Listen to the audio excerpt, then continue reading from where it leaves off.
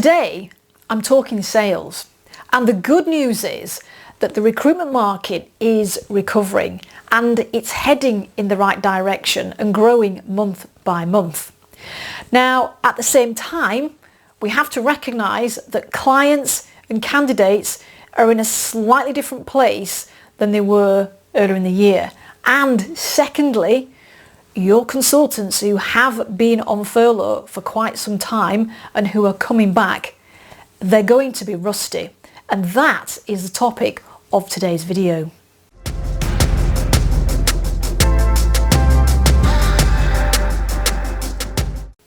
Hi, this is Sharon Newick from Superfast Recruitment, and today's video is about sales.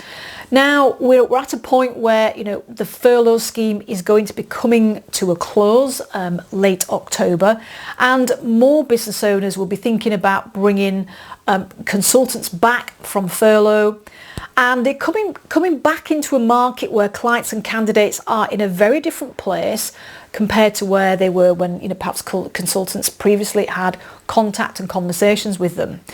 And, let's just be honest, if you haven't been doing your job day in, day out for the last 4, 5, 6 months, you're going to be rusty, and some of your team are going to be quite rusty, particularly when it comes to their selling skills.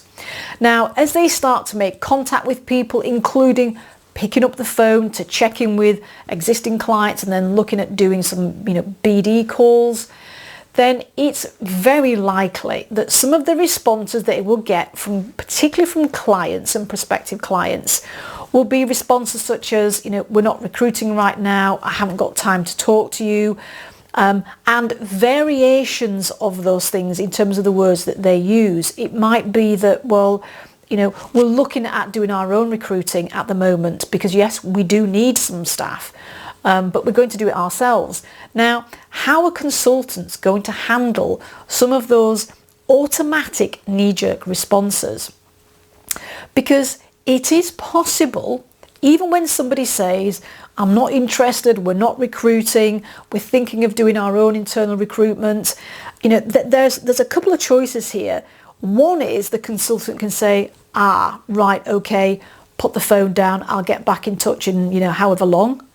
Or two, they can look at using their skills, their questioning skills, to probe, to understand, to open up a broader conversation, even if that conversation is about understanding, what kind of recruitment process are they going to use internally? Because, as well as I do that sometimes clients just don't appreciate the detail of the service that you offer. They don't understand that value. They don't understand that you go through, 25, 30, sometimes 30 plus steps in your process. Now, if you can't get your consultants to open up some of these conversations, they're going to be very short and the opportunities just aren't going to be there. So what can you do? Well, one of the things is, as you have the team getting back on the phones, re-engaging with people, get them together and brainstorm what are some of the responses that they are getting. And then, take some time to map out how you are going to handle those emotional knee-jerk responses, because it will be so easy for clients and prospects to be giving you the brush off, or the team the brush off, with those knee-jerk responses.